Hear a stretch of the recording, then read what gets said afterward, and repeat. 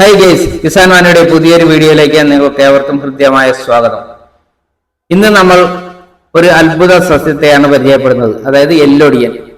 വളരെ അപൂർവമായി മാത്രം വനപ്രദേശങ്ങളിൽ കാണുന്ന ഒരു സസ്യമാണ് എല്ലൊടിയൻ. അതായത് ഇത്തിക്കണ്ണി മാതിരി മരത്തിൽ പറ്റിപ്പിടിച്ച് ഇലയ്ക്ക് നല്ല കട്ടിയുണ്ടാവും, അങ്ങനെയുള്ളൊരു സസ്യമാണ് ഇത്. ഒടിഞ്ഞ എല്ലിന്റെ ഭാഗത്ത് അരച്ച് പുരട്ടി കഴിഞ്ഞാൽ എത്രയും പെട്ടെന്ന് എല്ല് കൂടിച്ചേരും എന്നുള്ളതാണ്. അതുപോലെ തന്നെ എല്ല് സംബന്ധമായ അസുഖങ്ങൾ, മുട്ടുവേദന, എല്ലുവേദന, അതുപോലുള്ള കാര്യങ്ങൾക്ക് 7, 11, അതായത് ഒറ്റ സംഖ്യകൾ 5, 7, 11 അങ്ങനെ ഒറ്റ സംഖ്യയിൽ ഇതിന്റെ ഇലയെടുത്തിട്ട് നാടൻ കുത്തരിയിൽ കഞ്ഞിവെച്ച് കുടിച്ചു കഴിഞ്ഞാൽ എത്രയും പെട്ടെന്ന് ഇത് ഭേദമാവും എന്നുള്ളതാണ്.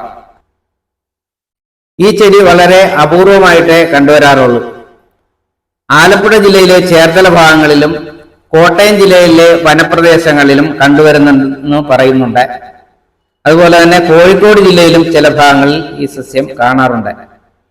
ഇതിന്റെ വംശവർദ്ധനം എന്ന് പറയുന്നത് ചെമ്പോത്ത് എന്ന ഒരു പക്ഷിയിലൂടെയാണ്. ചെമ്പോത്ത്, ഉപ്പൻ, അത് ചില സ്ഥലങ്ങളിൽ പല പേരുകളാണ് ഇതിന്. അത് നിങ്ങളുടെ സ്ഥലത്ത് എന്താണ് എന്നുള്ളതൊന്ന് കമന്റ് ചെയ്തേ കൊള്ളാം.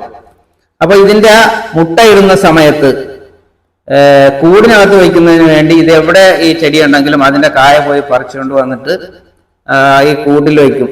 അത് എന്തിനാണെന്ന് വെച്ചാൽ ഇടിമിന്നലുള്ള സമയങ്ങളിലാണെങ്കിൽ മുട്ട വിരിയാതെ പോകുന്നു. അപ്പൊ അതിനൊരു പ്രൊട്ടക്ഷൻ എന്നുള്ള നിലയിൽ കൊണ്ടുവയ്ക്കുന്നതാണ് ഇതിന്റെ കുരു. അങ്ങനെയാണ് ഇതിന്റെ വംശവർദ്ധനവ് നടക്കുന്നത്.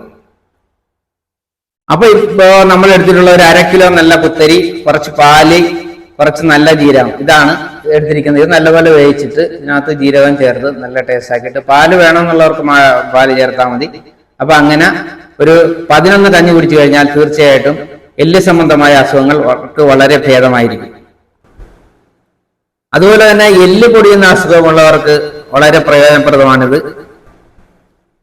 സുഹൃത്തുക്കളെ, ഈ വീഡിയോ നിങ്ങൾക്ക് ഇഷ്ടമായാൽ തീർച്ചയായിട്ടും ലൈക്കും ഷെയറും സബ്സ്ക്രൈബും ചെയ്യാൻ മറക്കരുത്. മറ്റൊരു വീഡിയോയിൽ വീണ്ടും കാണാം. Okay, bye bye, thank you.